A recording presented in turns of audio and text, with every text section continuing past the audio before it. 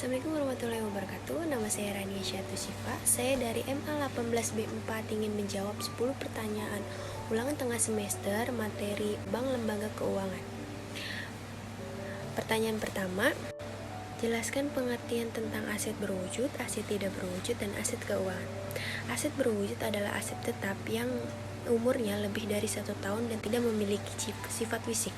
Aset tidak berwujud adalah hak-hak yang dimiliki suatu entitas yang dapat digunakan dalam lebih dari 1 tahun.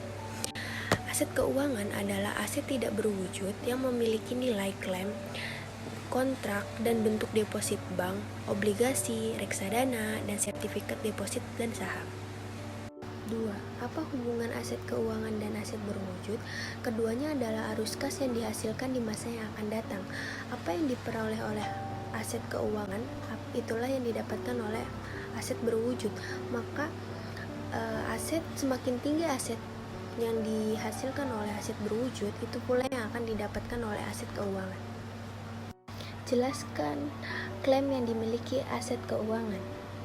Klaim yang dimiliki oleh pemegang aset keuangan adalah klaim tetap, sejumlah pendapatan yang tetap atas keuangan yang dimiliki. Jika aset keuangan memiliki pendapatan tetap, maka aset keuangan ini dinamakan instrumen hutang. 4. Apa peranan aset keuangan dalam perekonomian? Dalam aset perekonomian, keuangan memiliki 2 fungsi. Pertama, sebagai media intermediasi antara pemilik dana dan si pembutuhan dana. Dan yang kedua, sebagai media untuk membagi risiko aset. 5. Apa yang dimaksud dengan sistem keuangan?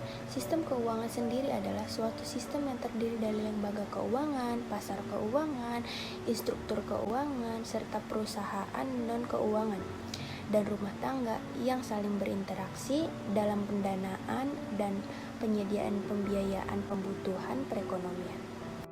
6. Jelaskan makna fungsi dari kebijakan sistem keuangan.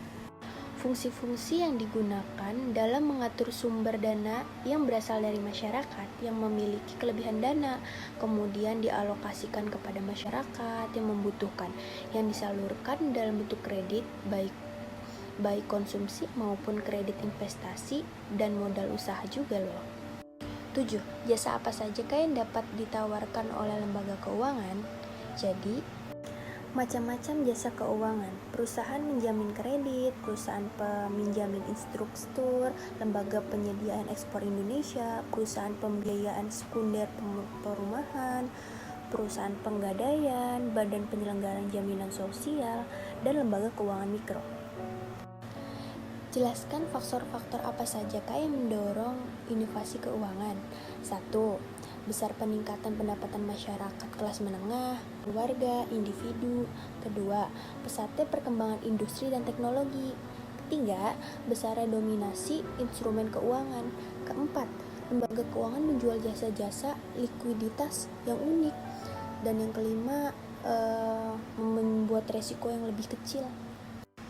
9. Jelaskan bagaimana klarifikasi lembaga keuangan. Lembaga keuangan dapat diklarifikasi dalam beberapa kelompok.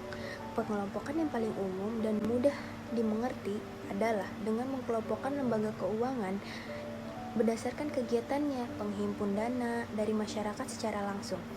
Atas dasar cara pengelompokan tersebut, lembaga keuangan dapat dibedakan menjadi lembaga keuangan depositor, financial depositor institution, dan lembaga keuangan non-depositor financial institution. 10. Apakah yang dimaksud dengan reksadana?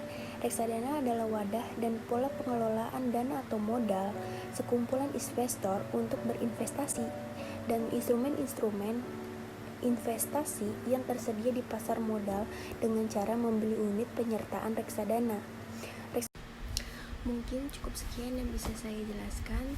Sebelumnya saya ucapkan terima kasih. Assalamualaikum warahmatullahi wabarakatuh.